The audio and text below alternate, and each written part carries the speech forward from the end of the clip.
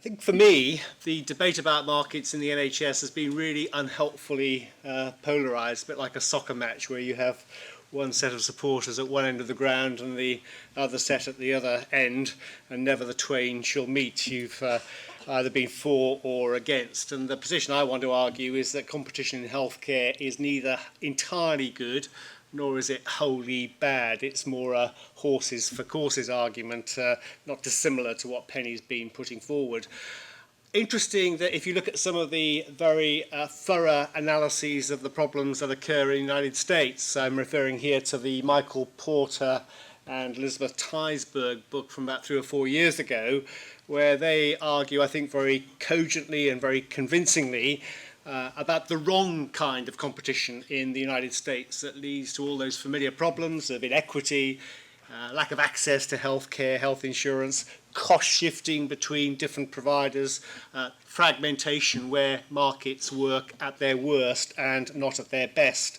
And so the challenge that I would suggest is, how do we in this country learn from those mistakes? How do we craft well-designed policies? And I put that quotation well-designed in quotation marks because actually it comes from a book that Julian wrote a few years ago, setting out some of these arguments far more comprehensively than I'm able to do.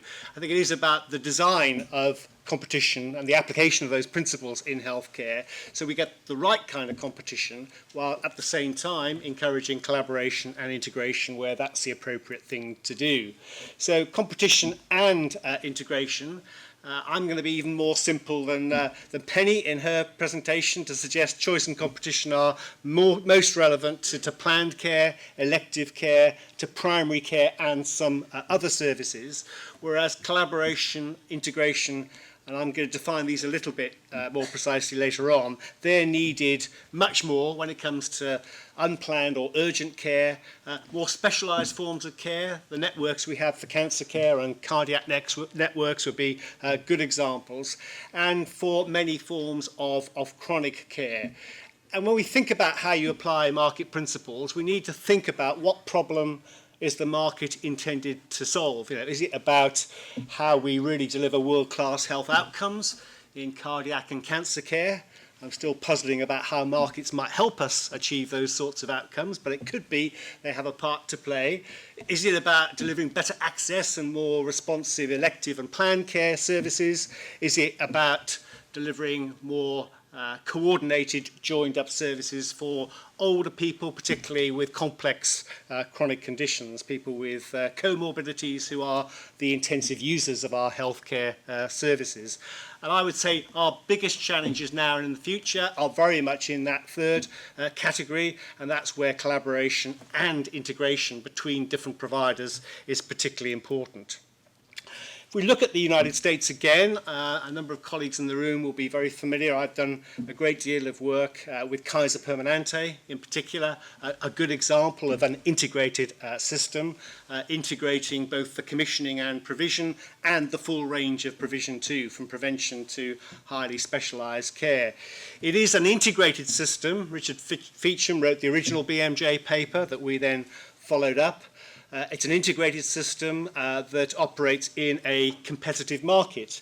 And when that Feacham paper was published, various people were invited to write short commentaries about the analysis to understand, well, what was it about Kaiser that led it to outperform the NHS, to use that claim from the original analysis. And Alan Enthoven was one of those original commentators, and his perspective, perhaps not surprisingly, was that competition made them do it.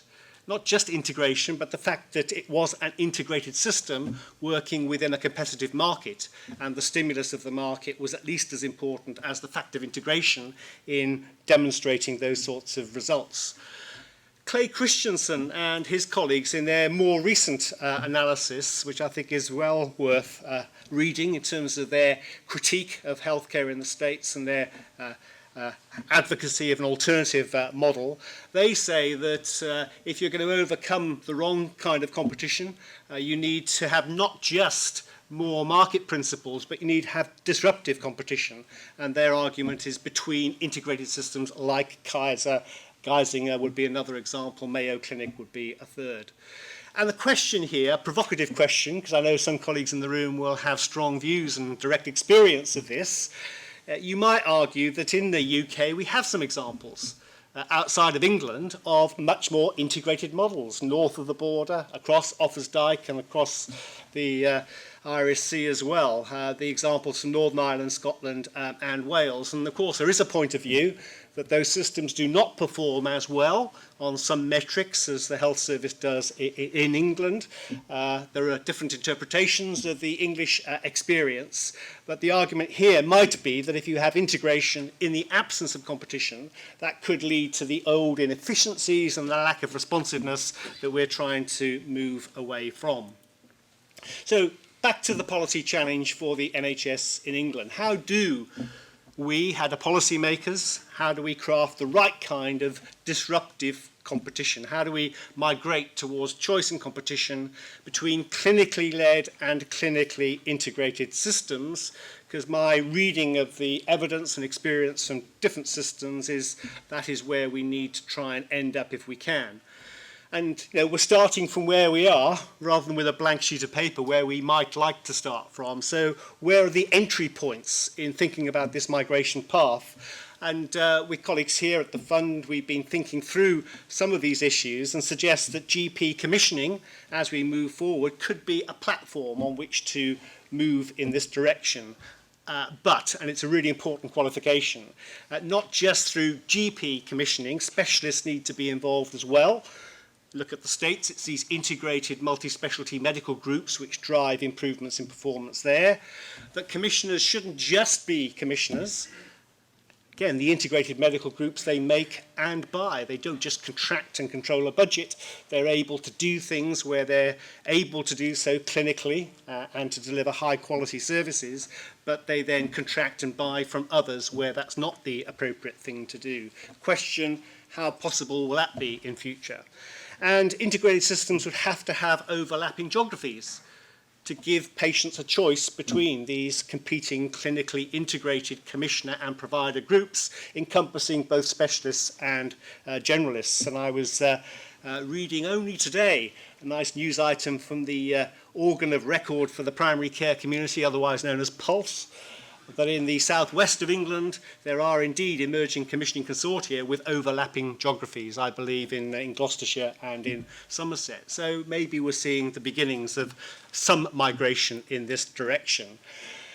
I'm giving you a very brief version of a longer story. Natasha Curry and I produced this paper, which the Fund published in November at our conference, which focused last year on integrated care, and we will be pursuing many of these themes in future. And we deliberately talk about clinical and service integration, because I think the evidence is quite compelling. That's where the opportunities lie, rather than so much in organisational integration. You can bring organisations together through mergers, but clinical fragmentation can continue as before. And I promised you I'd come back around the integration. What do I mean? What I mean is integration of commissioning and provision and integration of a wide range of provision within the same organisation.